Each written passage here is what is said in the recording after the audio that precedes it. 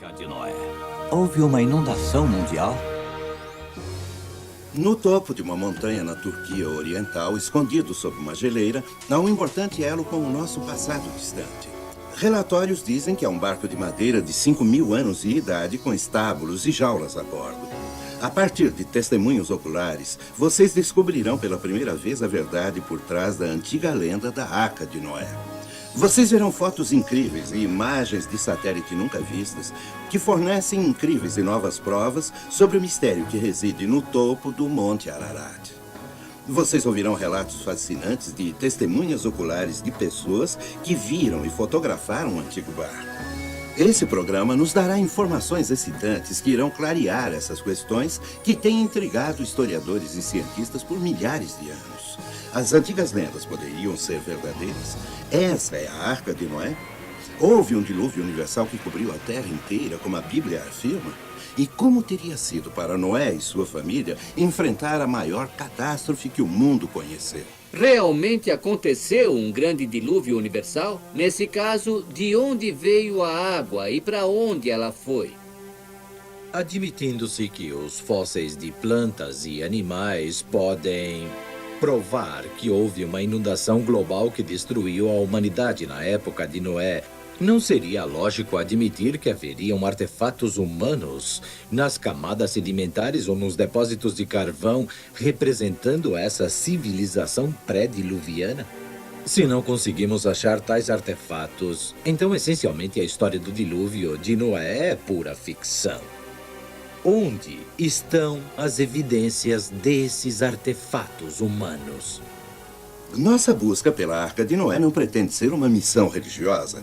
Acima de tudo, essa é uma busca arqueológica para determinar se este antigo mistério é verdade ou fábula. Enfim, nossa busca é para encontrar a própria Arca. A Arca é provavelmente o artefato religioso mais conhecido e mais debatido do mundo. Pesquisadores e estudiosos da Arca levantaram muitas perguntas sérias e controvertidas sobre sua possível descoberta. Os avistamentos relatados da Arca no Monte Ararat, na Turquia, são delírios de fanáticos religiosos? São talvez apenas relatos de testemunhas oculares inocentemente enganadas? Nesse caso, como explicar a madeira e os artefatos antigos encontrados no alto dessa montanha árida? Durante muitos anos, pensamos que as respostas finais a essas perguntas estavam perdidas no tempo. Mas agora, tecnologias científicas modernas e explorações arqueológicas estão começando a desvendar muitos dos segredos da história de Noé, há muito esquecidos. Algumas pessoas argumentam que a história da inundação global de Noé, assim como grande parte da Bíblia, não passa de antiga lenda com pouca base na verdade. Mas quando cientistas e linguistas partiram em busca de fatos, surgiram achados surpreendentes. Charles Berlitz, autor de vários livros, incluindo O Barco Perdido de Noé, é um renomado linguista e tem estudado o relato do dilúvio de Noé detalhadamente. A história de Noé e do dilúvio são praticamente idênticas em todos os diferentes tipos de linguagens antigas, seja persa, babilônica, egípcia antiga, chinesa, sânscrito. A única coisa que muda, ocasionalmente, é o nome de Noé. Não apenas aparece na Bíblia cristã, mas também no Alcorão, a Bíblia do Islão. Lá é contada a história de Noé, ou Nu em árabe, que escapa do dilúvio em uma arca com sua família. Esses relatos certamente ajudam a apoiar a lenda de Noé, mas existe alguma evidência arqueológica que fundamente essas histórias? O relato do dilúvio é encontrado em tabuletas cuneiformes babilônicas, acadianas e sumerianas que agora se encontram no Museu Britânico. Elas datam aproximadamente 700 anos antes de Cristo, mas existem relatos mais antigos do dilúvio encontrados em caracteres individuais chineses. Esses caracteres chineses datam de muito tempo.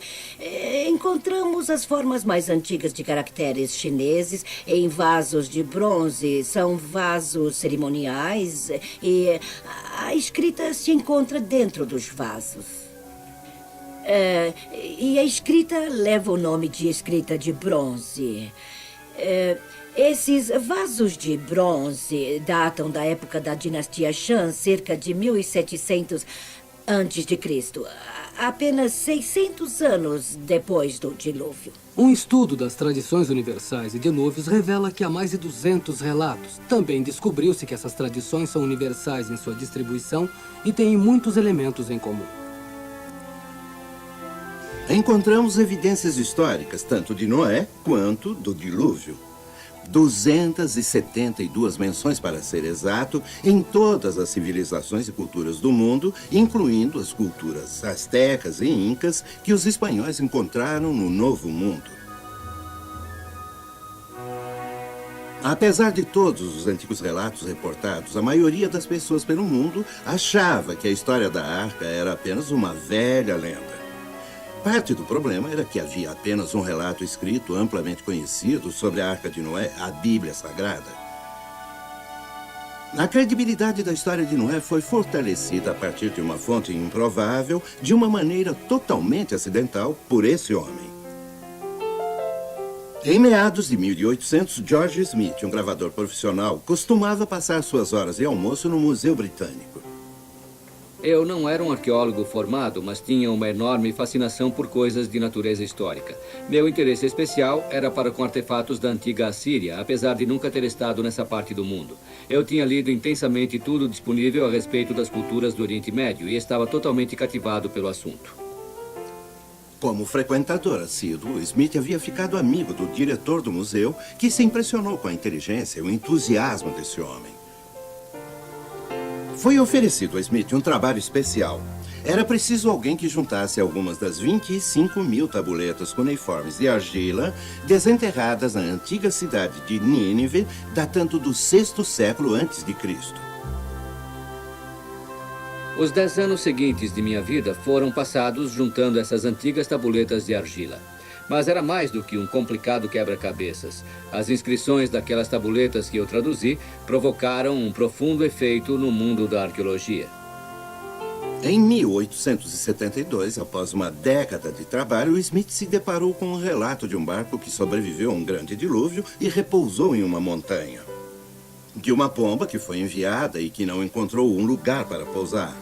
A história contada nessas tabuletas, conhecida como Épico de Gilgamesh, coincidia exatamente com a história de Noé na Bíblia, sugerindo que o relato bíblico era bem mais do que uma ficção lendária. Os achados surpreendentes de Smith suscitaram muita curiosidade científica e reacenderam um enorme interesse público a respeito da Arca e sua possível descoberta.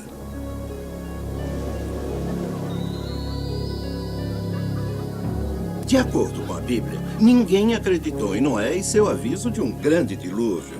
Então, quando tudo começou, os espectadores que estavam ocupados ridicularizando Noé e sua família não se preocuparam quando a chuva começou a cair. O aguaceiro foi muito além do que podiam ter imaginado.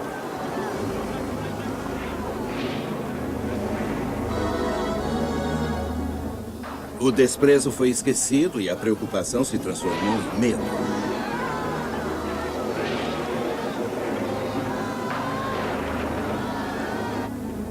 Mesmo entre os 8 a bordo, a incerteza crescia.